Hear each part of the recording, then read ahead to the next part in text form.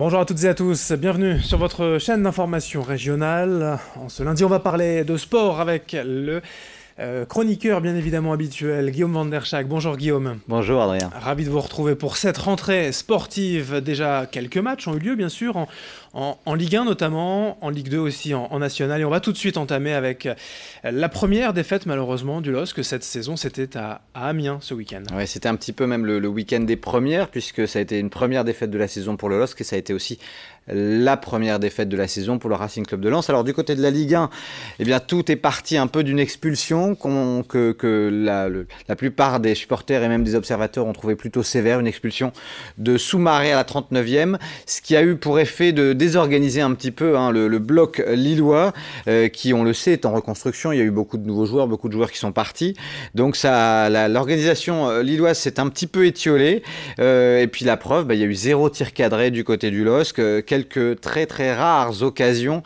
pas vraiment d'occasion franche, et puis du coup en face, du côté d'Amiens, Guirassy, qui est un ancien Lillois de la saison 2015-2016, a marqué pour Amiens 1-0 à la 70e, et les Lillois, là où on a vu la saison dernière qu'ils avaient beaucoup de ressources pour revenir quand ils étaient menés au score, là ils ont eu un petit peu de difficultés, malgré tout un très bon match de Diallo.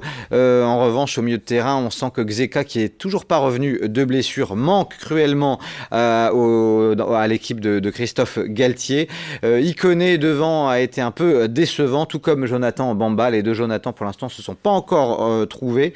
Et puis Celik en défense, là aussi, n'était pas encore à son meilleur niveau. Alors le LOSC est désormais 10e, une victoire, une défaite avant la réception de Saint-Etienne. Ce sera pas avant le mercredi 28 août, ce qui laisse un petit peu de temps à l'entraîneur lillois Christophe Galtier de reconstruire un petit peu et puis de préparer la suite. On espère que ce soit qu'un premier accident, pas encore de quoi s'inquiéter, mais tout de même une première défaite en 2 matchs. Et vous le disiez, week-end de première, puisque Lens a également connu un premier accro en Ligue 2. Alors on peut se poser la question, Adrien, que s'est-il passé sur la pelouse du stade Bollaert de Lellis samedi après-midi, parce que les Lensois ont ouvert le score presque au meilleur moment, juste après la pause, par Gillet à la 47e.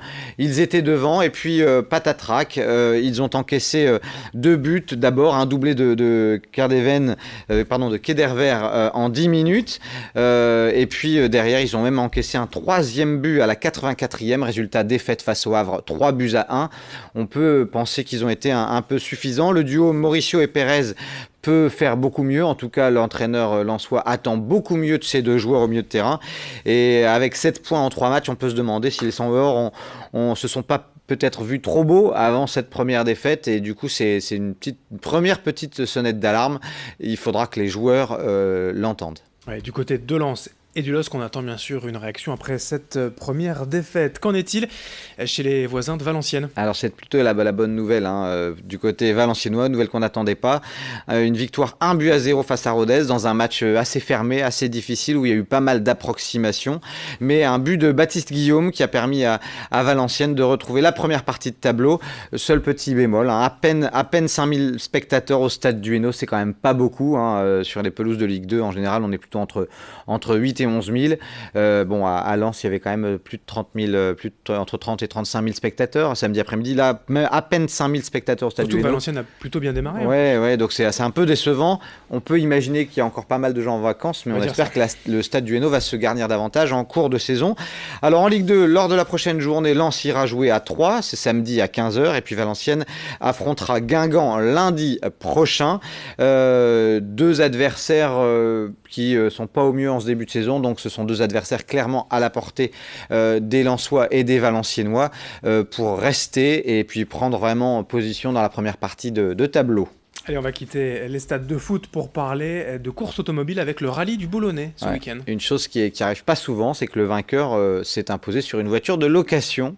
Alors c'est un très bon pilote, Marc Lance, on le connaît.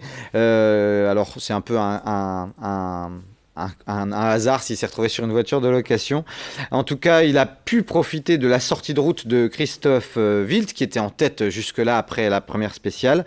En tous les cas, 2 Skoda sur le podium pour ce fameux rallye du Béthunois, et puis du Boulonnais, et Roussel qui complète le podium sur une Citroën R5.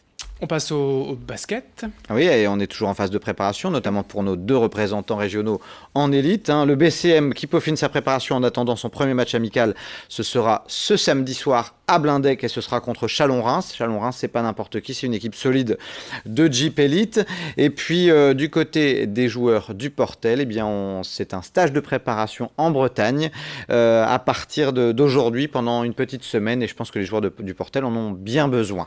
Et puis, vous parlez du Portel, je vous glisse une petite info. Guillaume, le premier tour de Coupe de France de basket, ce sera un joli derby. SOMB, ESSM, ça va chauffer du côté de Boulogne, mais ça, on en reparlera. On passe au handball avec la préparation de l'USDK aussi qui se poursuit. Ouais, l'USDK qui est en Suisse, du côté d'une bourgade qui s'appelle Andingen. Et ils ont disputé 3 matchs. Ils se sont d'abord imposés 27-24 contre une équipe coréenne. Ensuite, ils ont essuyé une courte défaite 21-24 face à l'équipe de Prague. Et hier, enfin, 3e journée, ils se sont largement imposés d'une douzaine de points face à l'équipe locale, justement, d'Andingen. Voilà. Il nous reste quelques instants pour parler d'un bel événement qui vous tient à cœur, l'Equiden de Villeneuve d'Ascq. C'est dans quelques semaines, ça approche. Absolument, ce sera le 6 octobre. Vendredi, c'était J-50. Il y a déjà plus d'une centaine d'équipes inscrites. On le rappelle, la formule, c'est un marathon en relais où il y a en tout 6 concurrents qui vont se relayer pour faire la distance du marathon. Il y avait eu près de 250 équipes inscrites l'année dernière. On en attend près de 400 cette année. Il est encore possible de s'inscrire. C'est un événement très festif. Ce sera du côté du parc de la Haute-Borne. Ce sera donc le dimanche 6 octobre et on espère que vous y serez nombreux et nombreuses. Et toutes les infos bien sûr sur internet, sur le site internet Equiden Villeneuve d'Ascq. Merci Guillaume pour ces infos et bonne semaine à vous. Bonne semaine à tous. Merci de votre fidélité.